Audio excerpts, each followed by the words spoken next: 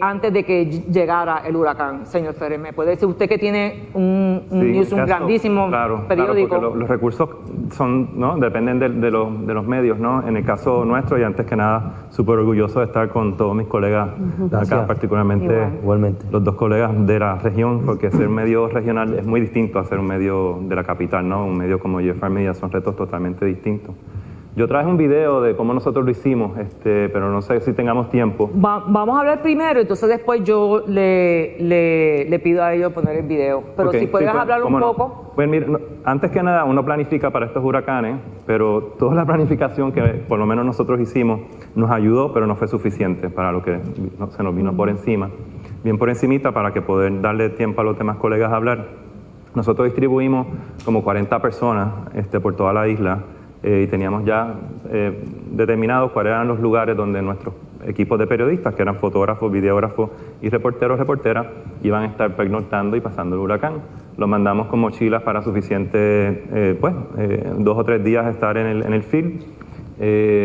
La noche del huracán fuimos perdiendo contacto con cada uno de ellos a medida que el huracán fue pasando por toda la isla, desde Humacao. Así mismo como pasó, se fueron apagando las señales de todos nuestros colegas. Y al final cuando perdimos contacto con todo ello, lo que había en la redacción era puro silencio. Era puro silencio. Era una cosa impresionante y éramos nosotros llamando, estás ahí, estás ahí, estás ahí. Y mientras tanto estaban pasando todos los vientos afuera y oíamos todo lo que estaba pasando fuera de nuestra edificio. Para terminar, les puedo decir que en el caso de 3 reporteros, a uno lo tuvimos que rescatar de Toa Baja. Básicamente él estaba en un techo, él era un refugiado literalmente.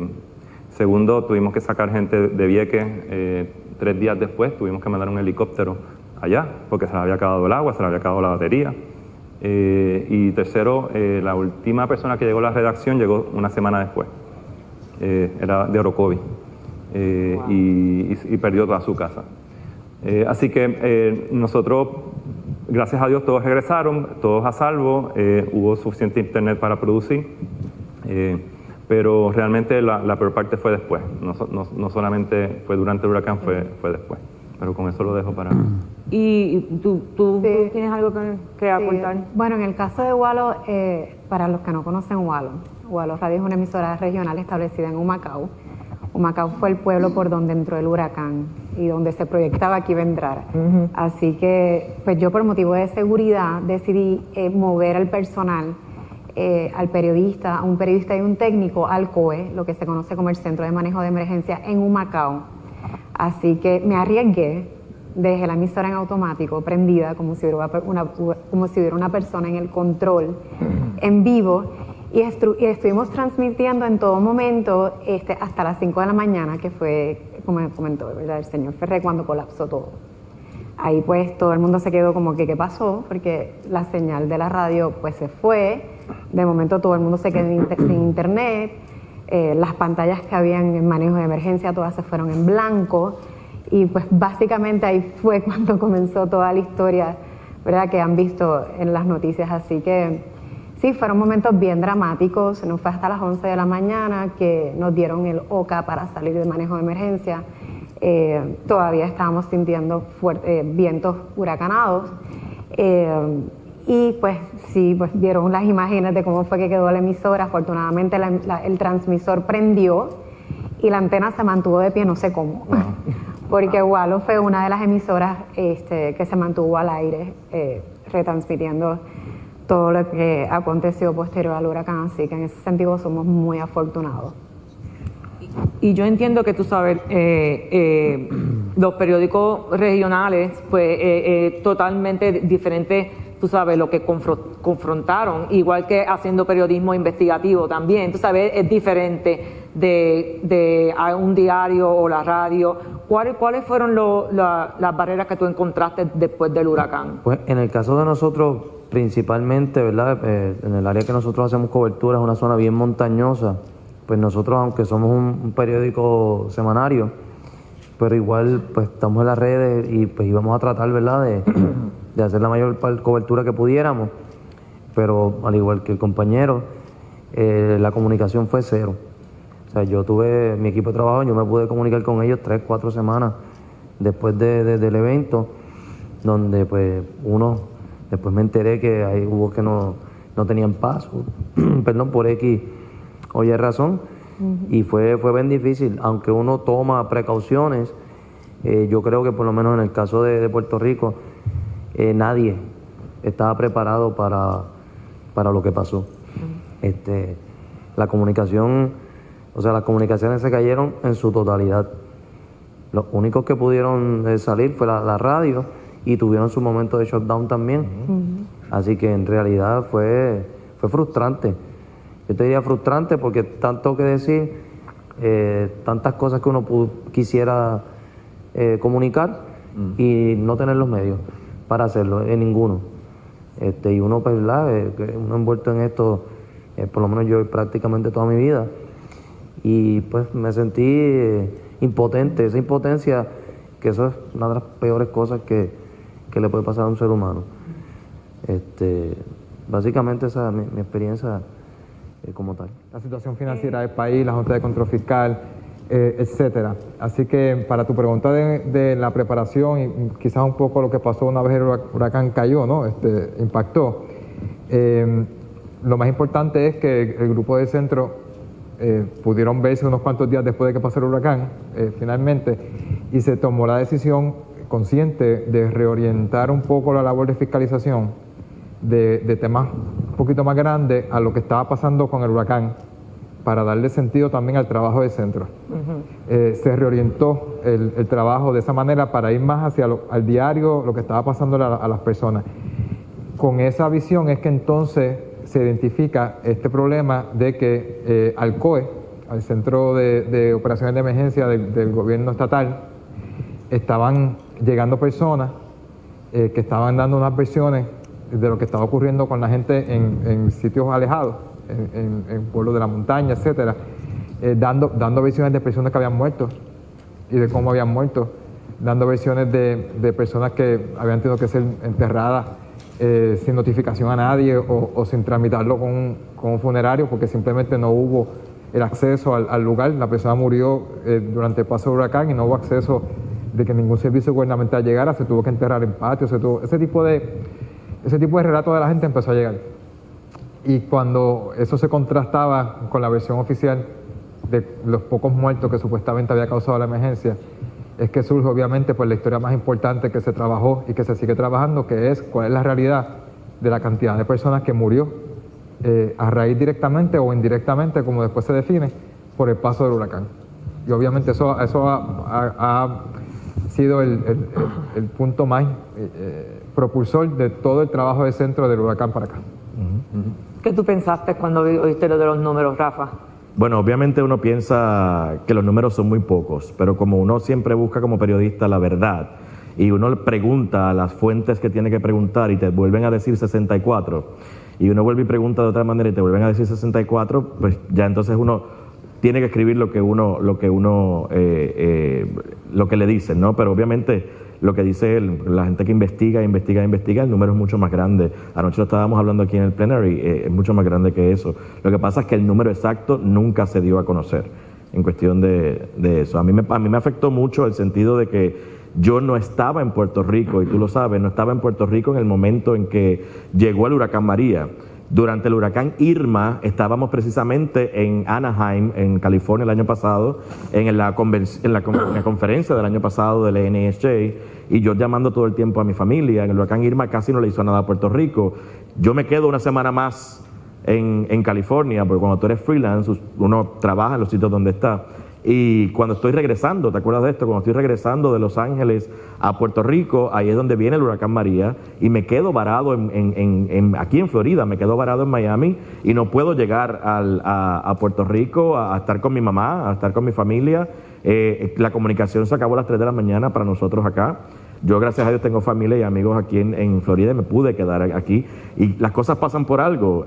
Gracias a que me pude quedar acá, pues tuve comunicación con Alberto y tuve comunicación con NSJ, con McNally. Aquí mismo en este hotel fue que nos reunimos para planificar la iniciativa. Alberto me dijo, I'm sorry por todo lo que está pasando en Puerto Rico, pero qué bueno que estás acá porque entonces podemos utilizar, como soy director de la Región 1.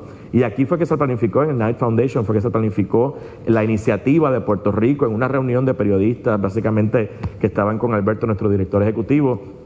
Cuando empieza esta iniciativa, que Alberto me llama, o sea, a mí se me pararon todos los pelos del mundo y yo decía, wow, qué bueno que podemos hacer algo por la isla. Ahí conozco a McNally, yo no conocía a McNally todavía. Y fue después del huracán. Entonces, y yo no vine a la reunión, que era un breakfast, porque yo estaba sin agua, para que se rían. Acababa de pasar Irma y el calentador mío explotó y estaba sin agua. Yo dije, mira, no se fue el agua cuando vino el huracán, se nos fue la luz, pero no se por 3 días. Y yo dije, por eso fue que no, pero yo estuve en comunicación con Alberto y ahí fue en verdad que nació este proyecto de Connect Puerto Rico porque la pregunta era ¿cómo podemos ayudarlos? Y lo que estábamos acá en Estados Unidos, no sé cuántos de ustedes viven acá en Estados Unidos, lo peor que nos pasó con ustedes de Puerto Rico era que no nos podíamos comunicar con nuestros familiares, con nuestras amistades. A la vez que se acabó la comunicación, me acuerdo a las 3 de la mañana que se me cortó con mi mamá. Pues yo no sabía, a mí me dejaron aquí en Florida y me dijeron, tu vuelo es para el próximo lunes, era un martes, y el lunes jamás me pude ir porque no había vuelo, no te podía ir, tenía que ser emergencia.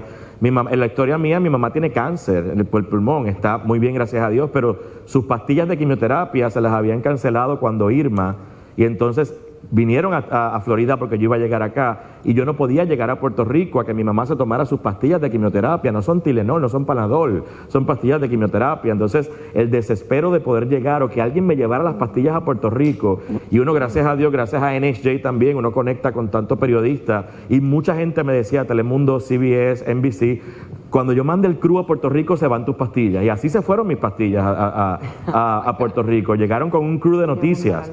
Entonces el poder llegar a Puerto Rico como puertorriqueño, ¿no? Con McNally también, con la iniciativa de NSJ, a ayudar a conectar con esos 10 teléfonos satelitales, con esos Wi-Fi hubs que nosotros le dimos a algunos de ellos también. Cuando llegamos allá y vimos esa isla destruida, sin comunicación, sin agua, sin electricidad, pues es devastador porque tú dices, wow, ¿qué pasó aquí? Estando acá, las noticias te decían, Puerto Rico se destruyó, Puerto Rico ya no existe. En mi pueblo Yauco se salió el cauce del río, no sé si se acuerdan de eso, y no había paso para entrar ni salir del pueblo. Entonces tú dices, ¿qué pasó con la gente? Están bajo agua. Una preguntita. Perdona que interrumpa, McNally, pero sobre el tema de los muertos yo quiero abundar, y es algo que quería compartir con ustedes porque a nosotros nos impresionó muchísimo.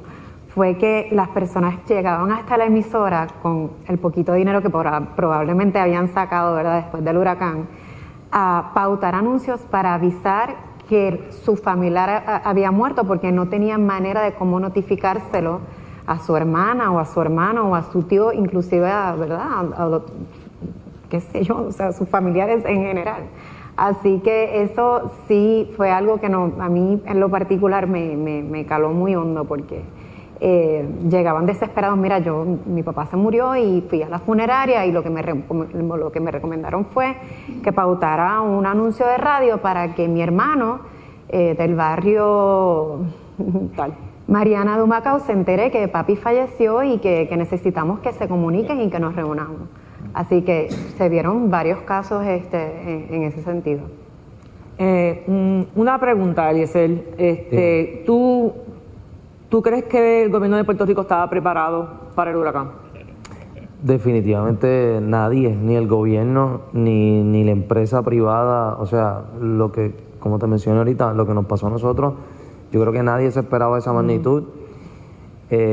Además de que por los últimos 20 años, Puerto Rico se anunciaba que venía un huracán, una tormenta, y gracias a Dios, como que no se iba. Y era como el cuento del lobo con las ovejas, y el lobo llegó. Pues nuestra infraestructura de luz no era un secreto que estaba ya bastante, ¿verdad?, mala. Débil. Y pues eso acabó Ahora, yo no sé si, aunque el sistema hubiese sido nuevo, lo hubiese colapsado como quiera, eso a mí no, ¿verdad? Pero, en realidad, para contestarte la pregunta, no, el gobierno no estaba preparado. ¿Y usted, señor Sí, Ferrer, cuál es su...? al punto de Eliezer, hay que recordar también que no solamente pasó Irma y que la gente pensó, bueno, ya tuvimos nuestro huracán, que de hecho le dio bien duro a Culebra, o sea segundo, hay que recordar también que el huracán María vino después de 10 años de una recesión económica, con una crisis de gobernanza fiscal y política con la Junta Fiscal. Y en ese sentido, pues la infraestructura no solamente eléctrica, sino la de salud, la de los hospitales, también estaba muy, muy vulnerable, y razón por la cual tenemos la cantidad de muertos que tenemos. Después de los trabajos periodísticos que se han hecho, se ha averiguado que muchas de las muertes fueron en los hospitales. Así que hay que recordar que la preparación era hasta un punto, y que realmente la razón por la cual, que hay que averiguar la razón por la cual hubo tantos muertos, no solamente la cantidad de muertos, sino cuáles fueron las causas raíces por esos muertos, por qué la infraestructura energética del país está como está, qué pasó con el estado de la salud pública en Puerto Rico, esa infraestructura de los hospitales, por qué está como está. Y es mucho del trabajo de nosotros ha estado de alguna manera matizado por esas preguntas que estamos haciendo, que son las preguntas que nos van a ayudar a nosotros a tener un Puerto Rico sustentable, ¿no? Resiliente. El huracán María pasó por San Juan, pasó por Puerto Rico, pero puede pasar por Miami, puede pasar por las Bahamas, puede pasar por Santo Domingo, puede llegar hasta Nueva York. Y son las mismas preguntas, ¿no? Estamos ante una situación de cambio climático global. La historia de Puerto Rico no es de Puerto Rico, es una historia global. Tenemos nuestras condiciones particulares. Y yo creo que Puerto Rico ha sido, me da pena usar la palabra experimento, pero como un experimento para poder hacer las preguntas que todo medio y todo país, toda ciudad, todo condado, como uno lo quiera llamar, se tiene que hacer para poder sobrevivir y prosperar después de una catástrofe como esta. Hay dos cosas obvias. Una, obviamente el gobierno no estaba preparado, como tiene que estarlo, para los estragos que tuvo un huracán de esa categoría. Esa es la obvia antes de que pasara el huracán. La obvia después de que pasó el huracán es que el gobierno se involucró, a nuestro entender, en un esfuerzo o en un trabajo de manipulación de la información, de encubrimiento de lo que estaba pasando en realidad, que es parte de lo que crea el ambiente para una historia como la de los muertos, ¿no? Porque había era una clásica desconexión, o sea, había gente llegando al centro de operaciones de emergencia a decir: a mi familiar le pasó esto, tuvimos esta situación con alguien que se nos murió. Es allí donde estaba el gobierno de Puerto Rico refugiado, en la estructura del gobierno refugiada, y la gente llegando allí, todavía el gobierno no podía reconocer lo que estaba pasando, ajustar la información que estaba dando y ser completamente veraz de lo que estaba sucediendo.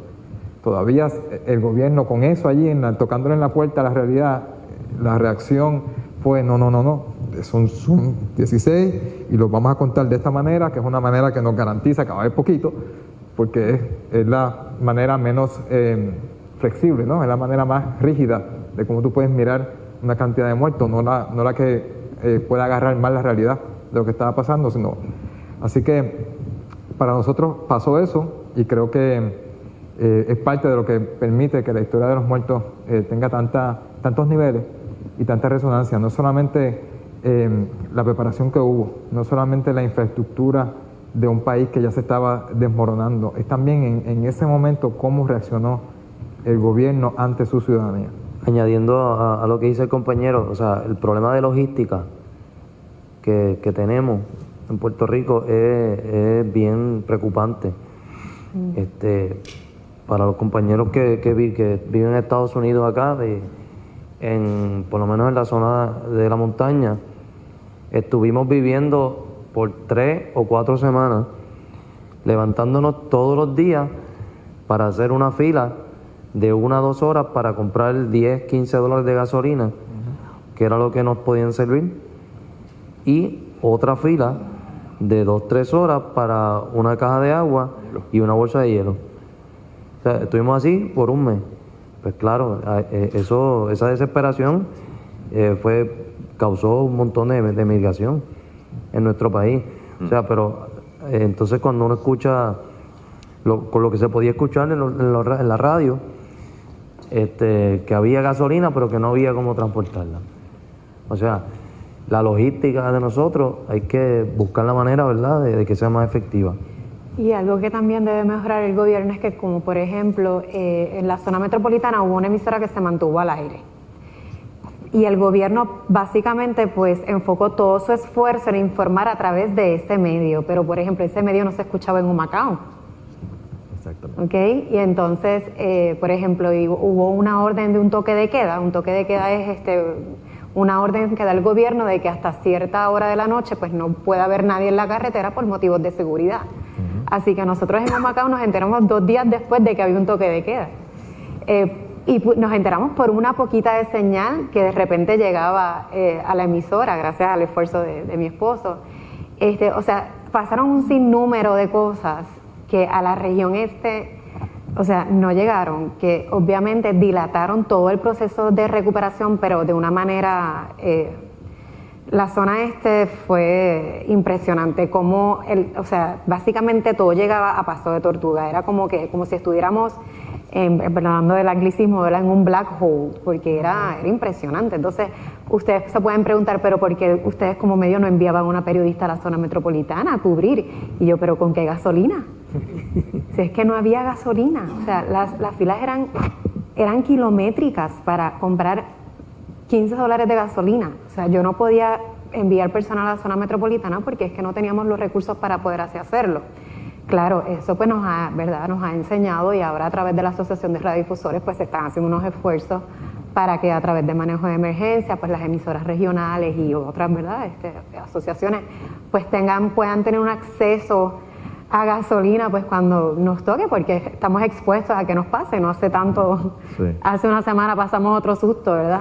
Afortunadamente pues no pasó. La reacción de la gente anunciaron que venía y las filas en los puestos de gasolina estaban kilométricas. La gente está asustada automáticamente. Sí. Ya eso es como un pánico que se ha creado en la sociedad. Hablando de lo que ella dice, para añadir un poquito, que viendo el punto que nosotros pasamos acá, nosotros tan solamente recibíamos las noticias de lo que pasaba en el área metropolitana, de lo que pasaba. Exacto. Y los periodistas que empezaron la primera semana, que enviaron esos crews de periodismo para Puerto Rico, de acá de Estados Unidos, de diferentes partes, solamente informaban lo que pasaba en esa área. Uno como puertorriqueño sabía el background, sabía dónde estaban. Yo sabía cuando estaban en Condado, cuando estaban en La Verde, cuando estaban en San Juan. Yo decía, ¿dónde está Ponce? ¿Dónde está Humacao? ¿Dónde está Mayagüez? No sé nada de esos puntos. Todos los dos de TV estaban en la misma calle en el condado con el micrófono. Entonces, era el único sitio donde estaban sacando la. Yo lo decía. Sí. ¿Qué pasó con mi pueblito de Arroyo? Que está destruido, porque lo llegué a ver cuando fui en noviembre, horrible. Y era todos muy estaban en el mismo porque sitio. Yo veía a la gente en el Hotel La Concha. ¿Saben el Hotel La Concha? Ahí estaban. Y aquí está todo destruido, todo destruido. Claro, había unos zinc y una cosa porque se cayó el techo de afuera de la Concha. Y dije, señores, eso es un hotel. Y se veía Entonces, fue una de las cosas que hablé con el director ejecutivo. Le dije, necesitamos conectar el resto de la isla. Exacto. Ya el área metropolitana está conectada. Lo sabemos porque lo estamos viendo acá. O sea, cuando fuimos de aquí, fuimos dirigidos a conectar el resto de la isla de alguna manera, que era que realmente necesitaban ayuda, porque empezaron a dar noticias de allá, pero ya la segunda y tercera semana. Entonces era una cosa que nosotros necesitábamos ayudar a quien necesitaba la ayuda. O sea, en Comerío, el río, la Plata, se metió al pueblo. O sea, él derrumbó un estadio, se metió a las gradas de un estadio de béisbol AA. Se metió a los aleros de las casas, las cubrió completas. O sea, en la plaza estaba el río, tapó farmacias, supermercados, una cosa increíble. Y eso no fue hasta los videos que hay de eso, es porque los dueños de celulares pues los prohibieron. Que los medios metropolitanos como nosotros podíamos haber cometido el mismo error. Y salvaguardar la situación de estar solamente en San Juan reporteando. En el caso nuestro, no dio primera hora, nosotros a propósito mandábamos lo que llamábamos misiones de 48 horas a los lugares más afectados, ¿no? Utuado, Adjuntas, Jayuya. Utuado se convirtió como ground zero de la montaña para nosotros, Sí. como un lugar, ejemplo, ¿no? De lo que estaba pasando en la montaña. Porque la gente en San Juan, una vez llegó la luz, ya todo el mundo resolvió. Entonces, ¿qué pasaba Todo el mundo sigue con su vida. con la montaña, con Humacao, Arroyo? Si el Nuevo Día no ponía presión y no visibilizaba lo que estaba pasando en esos lugares, la gente se olvidaba. Bueno, la gran mayoría, porque hubo muchas misiones que salieron de voluntarios de las iglesias y organizaciones sin fines de lucro, que fue los que salvaron las vidas de muchas de esas comunidades más aisladas. Pero si los medios no hubiésemos estado enfocando también en esos lugares, se hubiese olvidado esa historia. Claro. Beatriz, una pregunta. ¿Cómo el equipo que nosotros llevamos a Puerto Rico, NHA, y by the way, aplausos to NHA, yo le digo, okay, porque la verdad que este proyecto, como digo yo, las cosas pasan por algo. Para mí ha sido una experiencia muy bonita de volver a mi islita a ayudar a mi gente. Y qué más que ayudar periodistas, que es lo que hago, para ganarme el pan de cada día. ¿Cómo te ayudó el equipo?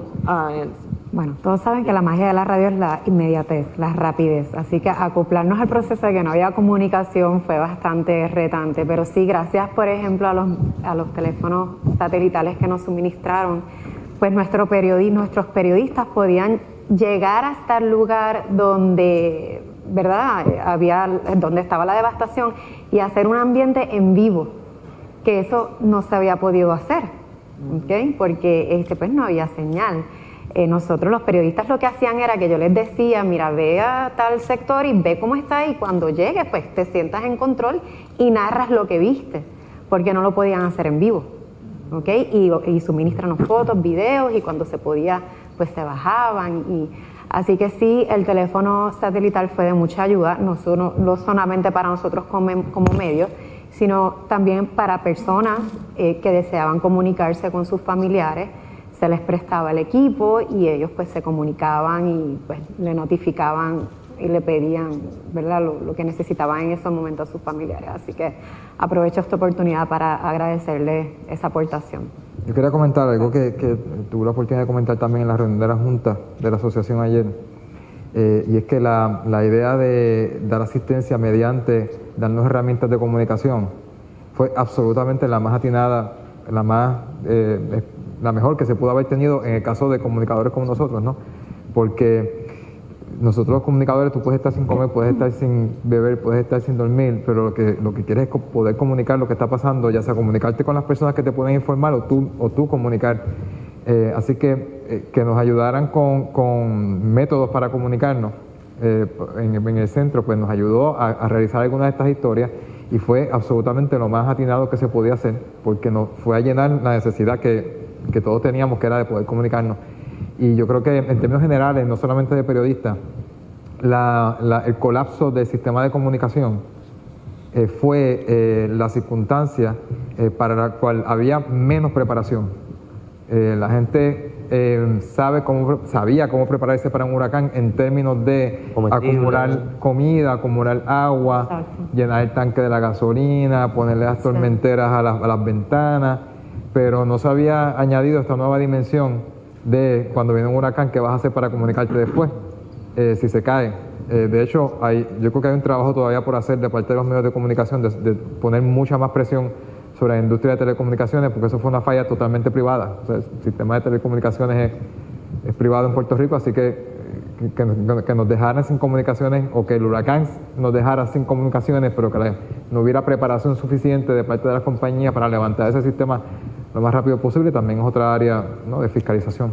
En el caso de nosotros, cuando McNally llega con el otro caballero, no recuerdo el nombre de él. Ángel Valentín, fotógrafo. Él está dando clases abajo. Ellos me proveyeron un Wi-Fi spot, un hotspot satelital, y nosotros recién estábamos trabajando la primera edición después de María, del medio de nosotros, y estábamos como los locos. Tenía que ir a Mr. Sandwich, a Cagua, a buscar un poquito de internet en el donde había para poder trabajar, y esa herramienta de verdad que fue una bendición en aquel momento, y aprovecho para agradecerle porque nos puso a trabajar un poquito más cómodo, ¿verdad? Y y de esa manera uno trabaja mucho mejor. Así que muchas gracias.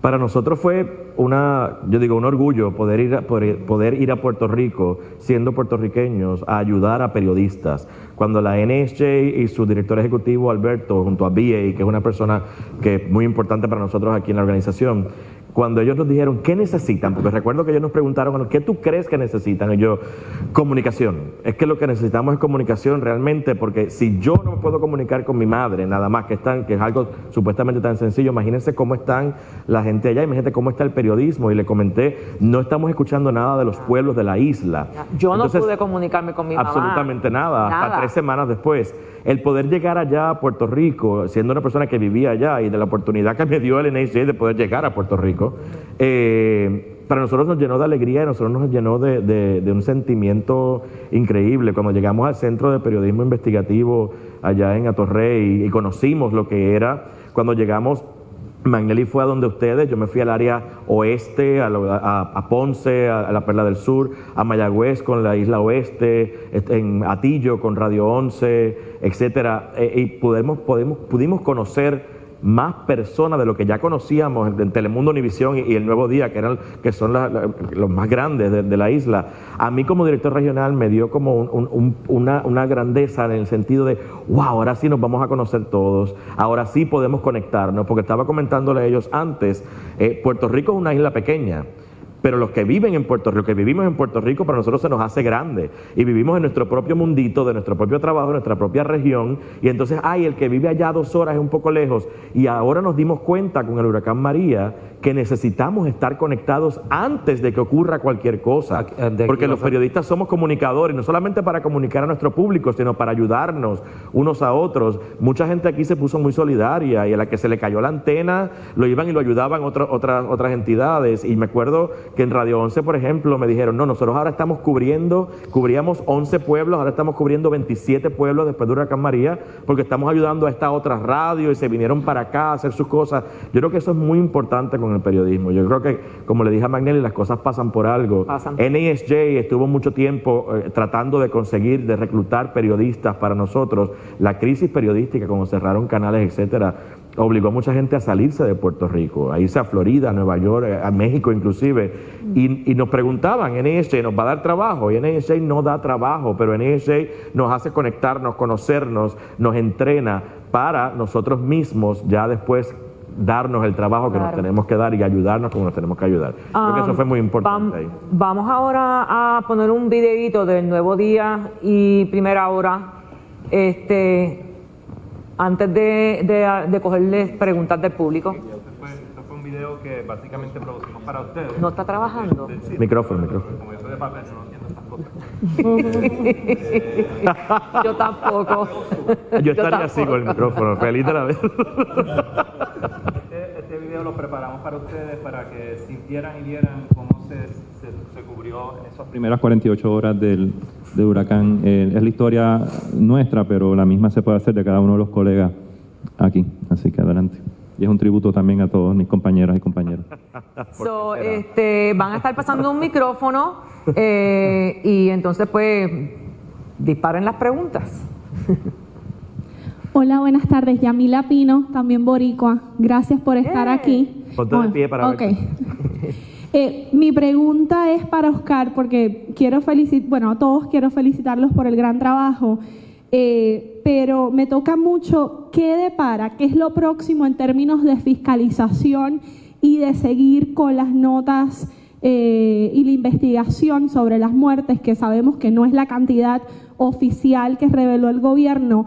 ¿Qué sigue para los periodistas? Me gustó mucho una nota, creo que salió la semana pasada, si no me equivoco, de mi compañero Joel Cintrón, y quiero hacer un paréntesis, me enorgullece porque muchos de mis ex compañeros de la Escuela de Comunicación de Puerto Rico están trabajando ahora para el centro y han hecho una gran labor, y de verdad que espero que aquí en Estados Unidos y en otras plataformas esas voces puedan también conversar y hablar del gran trabajo fiscalizador que están haciendo y que es muy importante. Entonces, es eso, sabemos que el Departamento de Salud no siguió con el protocolo y me interesa mucho ese aspecto porque es un grave error. Yo sé que tal vez el gobierno no tenía todos los recursos, pero su responsabilidad era seguir con ese protocolo. Entonces quiero saber, en términos de investigación y de fiscalización, qué es lo que sigue y cómo los periodistas aquí, medios en Estados Unidos, pueden colaborar con ustedes para ejercer más presión. Sí, gracias por tu felicitación y por tu pregunta, que da la oportunidad de explicar un poco lo que ha sucedido después. Decía que el gobierno, una de las cosas obvias es que se había enfrascado en un derrotero de encubrimiento. Nosotros ya enfilados a casi el aniversario de María, que está ahí al lado, en septiembre, todavía el otro día tuvimos que obtener una orden del tribunal para que el gobierno diera información sobre las muertes. Para aquellos que pueden pensar que la actuación del gobierno fue porque estaba igual de mal preparado que todo el mundo y estaba en shock y también estaba votando el golpe, pues un año después todavía están votando el golpe de lo que realmente se supone que hagan. Y nos obligan a ir al tribunal a conseguir información tan básica como dame tu data, la data que tú tengas de las defunciones para poder examinar este issue. Acabamos de tener una victoria legal. Se entregó cierta información. De hecho, entiendo que todavía hay una parte de información que no se ha entregado como la pedimos, así que el caso legal no está cerrado. Estamos recibiendo información, pero no se ha cerrado todavía. Con la información que se recibió, se están haciendo cosas muy interesantes que si la directora ejecutiva del centro me escucha detallándolas me va a buscar un lío, pero se está corriendo... No te metas en problemas con Carla. Sí, yo sé lo que están haciendo, pero sí. Yo te velo, yo te paro. Es data que se está levantando, es data que se está estratificando, creo que es la palabra correcta, ¿no? En términos de manejo de data, para identificar unos patrones, para identificar unos casos particulares y para poder mostrar una historia mucho más detallada y más grande de la que se ha contado hasta ahora. Creo que la respuesta a tu pregunta debe incluir una aclaración. Muchos medios de Puerto Rico y de Estados Unidos han hecho muchos esfuerzos para exponer informaciones que tienen que ver con la muerte del huracán María. No todo ese trabajo es definitivo. La mayoría de ese trabajo se está manejando con información preliminar, porque en lo que respecta a la información que nosotros solicitamos apenas se nos está entregando ahora. O sea que ahora es que nosotros tenemos acceso a una información que nadie había tenido acceso antes, y ahora es que esa información se va a poder empezar a procesar para empezar a sacar historias mucho más fundamentadas de qué fue lo que pasó con los muertos.